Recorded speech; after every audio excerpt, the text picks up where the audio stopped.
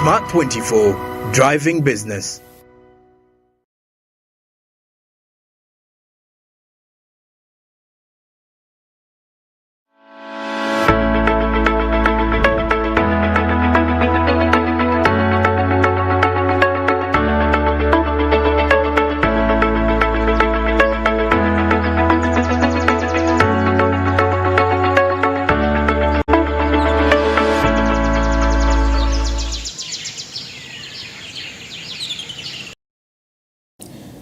We'll be back from the break. It's 26 minutes to the top of the hour. Still watching Smart Men's Business. I'm Andrew Barije.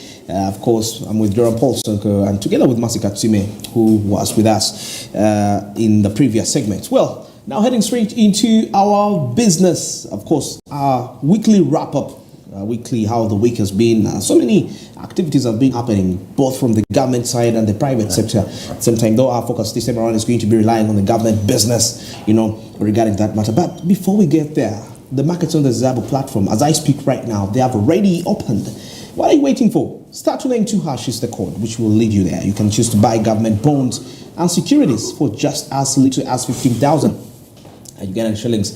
The markets open at 8:15 a.m. and they will be closing at 3:15 p.m. Effective Monday up to Friday, except the weekends and the public holidays. Yes, but at least you have the rest of the days to make your money. And as a trader, this can be one of the sure ways of having side incomes in this current tough economy.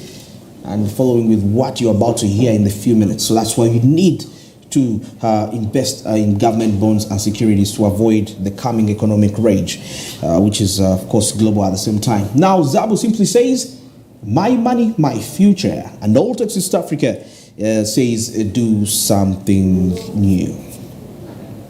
Well, now heading into our weekly recap, and of course, starting on the government side, most especially now looking at the parliament. Now, since Tuesday, the appropriation bill was supposed to be passed by Parliament. Of course, this is including the budget, discussing the allocations, how much money, priority. But it's quite very sad that there has been quite a series of events throughout the week. That's why I tell you it's been a little bit very dramatic, where the appropriation bill was to be passed, and something somehow happens within there, and it's not passed. Quite a long way till yesterday. When it was finally passed, but after a tough war. Well, now that's why this very time we are joined with Hanifa. Of course, she's been on ground on Parliament, experiencing these events, and we want to see what really caused the delays. What were the arguments? Was it the opposition delaying this? Was it what? Anyway, we shall be finding out more of what really transpired. Very welcome, Hanifa. A very good morning. Welcome to Smart Men's Business. Thank you, Andrew. Thank you for inviting me. Oh, very welcome. Now, the drama in Parliament over the appropriation bill. Of course, the funny thing is that either way, whether you delay or what, it has to be passed. Of course. Yes. But then when you the government, we have to pass this budget, and then you keep bringing corrections. They call them corrigendas. And addendums. Corrigendas to addendums. And you give the budget committee, which is in charge of the budget, had time to fix in what you brought in at the last minute, because those corrigendas are not small monies. Very true. They bring in those documents which have huge monies that have to be fixed in, because it already changes the figures that the budget committee has already planned for the budget for. Now we are done with our report, and then finance comes and then says, Madam Speaker, honorable members, we are presenting another addendum to the corrigenda, and they're like, the committee is already ready. Since Tuesday it has been happening. Actually, so far, Ministry of Finance has presented 3 corrigendas. 3 corrigendaments. Yeah, wow. Corrigendas, those corrigendas. And then even when it was supposed to be passed on Wednesday, like on Wednesday, the Speaker gave it priority that on that day we don't do any business. It is just to pass the appropriation bill because we have to finish the budget. They're supposed to, Parliament, according to the rules of Parliament, this was supposed to be passed on the 15th of May. 15th of May. Yeah, exactly. Okay. Now, they passed it yesterday, 18th. Yeah. Okay. And then finance keeps saying, we still have time. After all, it is not yet. For finance, for the rules in the Constitution, the Constitution gives them up to the 31st of May. But of course, this is messing up Parliament's work now. The protocol is being affected. For them, they plan for 15th of May. That is when that is the deadline for passing the appropriation bill. Because it has to go to the president. Remember, the president has to assent to it for it to become a budget that is read on the 14th of next month in June. The budget committee finishes everything, and then finance comes in with something, and then like, no, you are derailing the whole process. We are supposed to have completed this, and then you take us back. So, and the funny bit about it, finance, for them, when they bring it on that day, they want the budget committee to fix it there and then it's passed. And they're like, no, it cannot be done like that. We have to look at item by item that you've introduced. Exactly. Because we want to see these numbers clearly.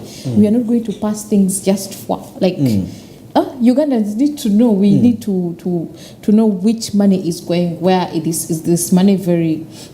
Is it really worth being exactly. allocated there? Exactly. Now with the budget that has been passed, Ugandans, we have to tighten our belts, because it is really, you see the numbers, 52.7 trillion shillings, and you think that it is going to be, like the budget is big, it is huge. It is coming from 48 to 50 to now 52. 52, like, so you'll be expecting now, like, service delivery is going to be improved. We're going to have in more money. It is nothing. It is just a portion of that 52. Only 17% is available actually, in actual sense. 17%. From the 52.7 trillion shillings, only 17%. 17 trillion shillings rather is available for service delivery. Can that 17 trillion shillings be enough to cater for all the developments that we want, the parish modeled program, and also looking at the budget itself? It's a program-based budget. This program-based budget has been complicated, like for people to comprehend. Even the ministers themselves don't understand it. Because if you are introducing a program-based budget as Ministry of Finance, you are supposed to engage your ministers. Very true. To be well conversant with it. You don't expect your ministers to again bring sector-based budgeting. But then this is what the ministers have been doing to the budget committee. They introduce, for them they present sector-based budgeting. Sector-based budgeting. Yet government introduced a program-based budgeting. Okay. So giving hard time for the budget committee to because the budget committee was getting confused. Are we budgeting for sector? Are we budgeting for... According to the programs we have. Exactly. Are we budgeting for the program?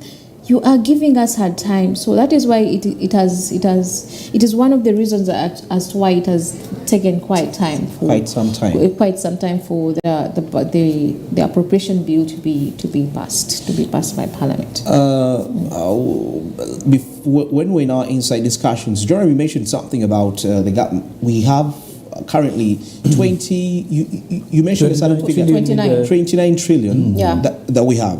Yeah. So the balance is to be raised from taxes, from the Ugandans who are going to pay taxes. Borrowing, the balance is going to be... Of course, taxes. Because when you say... The 29 is from the taxes.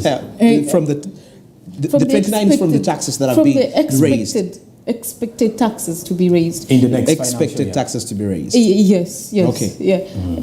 And, because that is the target that Uganda Revenue Authority set for the next financial year, right? Exactly. Which is 2023-2024. And so that is the money. Yeah, it is. When you see that money the 29 trillion shillings. That is the domestic revenue that we are expecting to facilitate this budget. Vis-a-vis now, where is the rest of the money going to come from? Yet government promised that we are reducing on the borrowing this time around. No more supplementaries. No, we are not going to introduce supplementary. But again, this budget, the 52.7 trillion shillings, where is the rest of the money going to come from? From the 29 is already, and actually, Uganda Revenue Authority, of course, anticipates to collect those taxes from Ugandans. But remember, Ugandans, they're not doing equally fine, and of course, Uganda Revenue introduced several proposals and the taxes which were passed by Parliament recently, and including the diapers, which some legislators are still opposing. Yes, it is a good initiative, and it is something that is, if the implementation is done and the taxes are collected, yes, perhaps that is going to help. But this huge budget, what keeps bringing up our budget to be that huge? You remember yesterday when they brought out some entities that don't really need money. and then they are appropriated money for a couple of entities that we brought, and you're like, of course, really seriously now. And then it is not small money. The money is in billions, of course. Yeah. We have Honorable mentioned some of the entities like Financial Intelligence Authority, UNBS, among others. These they said some of these entities are just duplications of others, and then they get money. They get a lot of money. Yet that money would have been taken, removed from there, and then put in other vital areas like health, PDM, and whatever, so that the lives of Ugandans are improved. We have a huge budget in defense. Remember, part of the defense budget is classified. Budget, exactly, it is classified. It is not known to the public. The one that we know, that we got to know yesterday, it is 7-point-something trillion in budget and security and governance. But remember, they have a classified budget. So we don't know. We don't know it. So they take huge sums of money. Why do we need that big budget for defense? Are we at war? Is Uganda at war with any country? No, we don't. Those are the questions that we Ugandans keep questioning, and other Ugandans, of course, keep asking. Do we need this huge budget for security? Is Uganda at war? Uganda, we've been peaceful for quite some time. We thank the government in power for that, for securing that, for making sure that Uganda is safe. But we need that huge budget at the time when the economy is doing bad. Really doing bad. Yeah. Okay. Very interesting. Maybe with a few minutes left, I would love to, Jerome, hit something on what regarding what Hanifa has been mentioning. What do you really think is, how would you appropriate this budget? According to your observation, just like 30 seconds. Is it actually, you would ask, is it a pro-people budget? Yes, the budget has been passed. It is 52-point-something trillion. It is a lot of money now. It's a lot of money. I have my opinion now. that we're expecting service delivery to be improved. You see, at times back in the time, most of the times when we breaking down the budget, at times we try to put it like the national cake. And we cut pieces and slices to see how most people are going to earn from it. At times the budget does look like a pro-people budget, but the issue is I don't think Ugandans directly know how they benefit from this. Yeah. And That's why you don't blame them anyways for thinking like this, because why it was actually proposed to have a program-based budget, so that at least we have different programs aligned. Exactly. You look at human capital, for example, having various sectors under it, so the money goes through that as a program. And of course, why I should say it does look like a pro-people budget, but it does not seem to be meeting its expectations. Why? Because Ugandans don't feel like the budget has done anything for them. And if you ever ask Ugandans on a one-on-one interaction during, for example, the budget presentation, do they benefit? Most of them have this mentality that I am on my own. And the reason as to why it is like that is because even the social services that are meant to be, achieved through such budgets, Ugandans never benefit from them. So that means if you don't make your own money, the budget is going to do literally nothing for you. So that means it ceases to be a pro-people budget. So I think it is more like, should we say, the policies that we make in the country that look so well, but then on ground they're not implemented. So that means unless people start feeling the impact of the budget, or unless people start realizing how important the money or the taxes they pay, how effective they can get, I doubt whether this can be a pro-people budget. That's my take, because I don't think it is, simply because there is really nothing a Ugandan would look at and feel like their taxes has done something. Exactly. Now, just recently we're having hashtags on social media related to the potholes. From the potholes, we had issues to do with not only the potholes, health centers, the roads, the health centers. Exactly. So when you look at most of those priorities, again, you get to when you look at some of those which are priorities, you realize Ugandans are not happy. Now, when you look at security, that is something that we've been so proud of. Now, currently, the continuous insecurities regarding gun violence. Gun violence, more so from security personnel, has now made it more insecure for the Ugandans themselves. Exactly. So now you ask yourself, do you think Ugandans would feel happy with the budget and the allocations? No, really. Because they're not benefiting. They're not seeing how they are benefiting. The mere fact that if members of parliament don't even most of them don't even understand the program-based budget. They don't. Then what is going to happen with the people they are representing? Exactly. Then that means it is total confusion for the people or the constituents in there. Okay. Well, as I wind this up, personally, in my opinion, we have these people they call economists, and sometimes they complicate things. In simple terms, let's be honest here. It's not about the good English and the economic terms you can really articulate. Exactly. No country can survive when it doesn't export. When you don't have what you produce, if you don't have enough forex reserves, for you are not going to go anywhere. Your economy is going to crumble over the time. The thing is, what is that thing as a country that we have competitive advantage? That even the programs that we say that we need, program based, yes, I know, but if you really sit down and evaluate that program, is it really going to return a certain, because inflation is increasing on every other day, if it's reducing it by a 0 point%, I mean, that's not, I cannot praise for that. I cannot say, man, we've reduced. Yes, of course it is. It might make some sense, but how if it reduced from 10% to 7%? I mean, now we're talking about economic progress, and that the people that sit down to plan for this country, what they are speaking is really having impact. But none of those discussions has any impact. And I'm thinking, what are the economists even talking about? Complicating all these, this and all that. Well, you can't benefit as a country if you're not exporting. That's my opinion.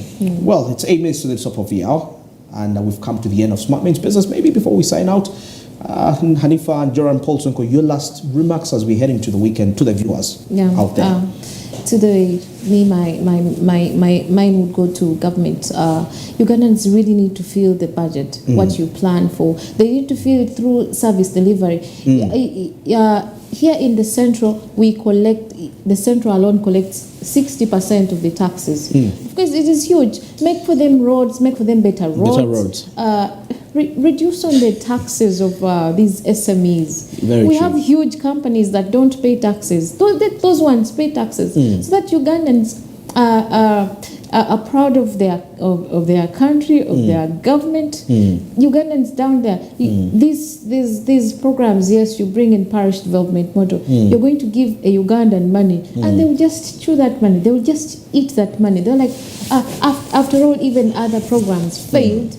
Ugandans need to feel the impact. The positive impact of their government or of their budget through incentives. Give local people incentives, then they will benefit from whatever you appropriate for them. Okay. That is all from me. Thank you. Joram, your last remarks for the viewers as we head into the weekend.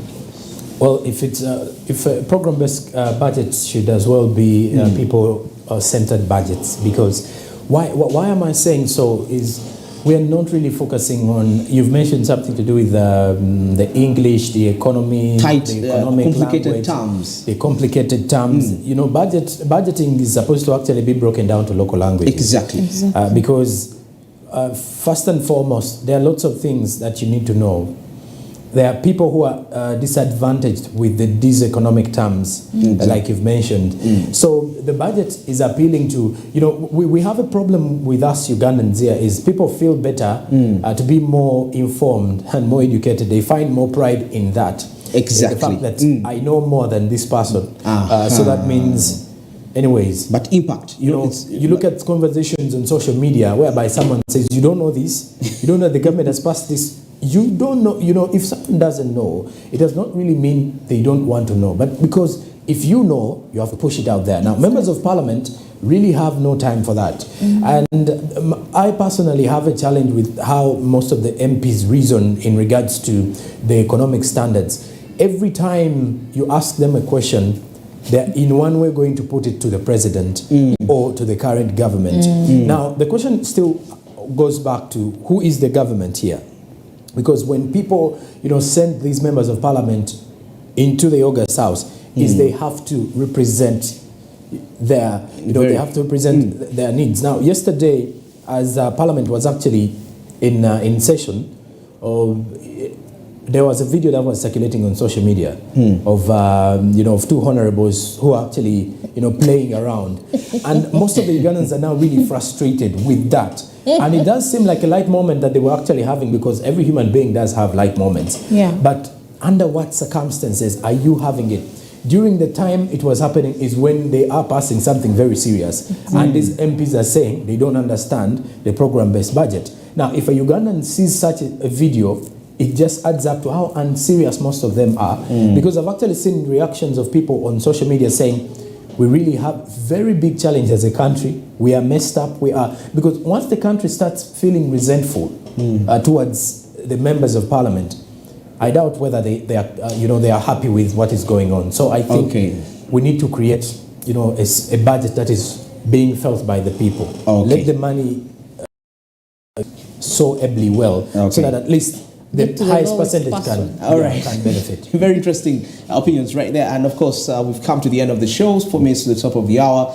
Very thanks from all where we started from till this very moment as we're winding up. And of course, the entire week as we've been coming every morning to give you the business updates all throughout. I'm Andrew Barije with Joram Paulsonko, and later we're joined with Hanifa, but also Katsime Masi. Yes, she's also always here every Mondays all the way as we give you the business updates. Well, at this very time, don't forget channel 320 on GOTV and channel 372 on the DSTV. Yes, and on our social media handles at Smart24TV on Twitter, Smart24TV, that's Smart24 TV official, that's on Facebook, and Smart24 TV Live, that is on YouTube. You get us at any part of the country. Now, of course, we'd love to wish you a very happy weekend. Be productive, have the fun, but of course reflect for the coming weeks.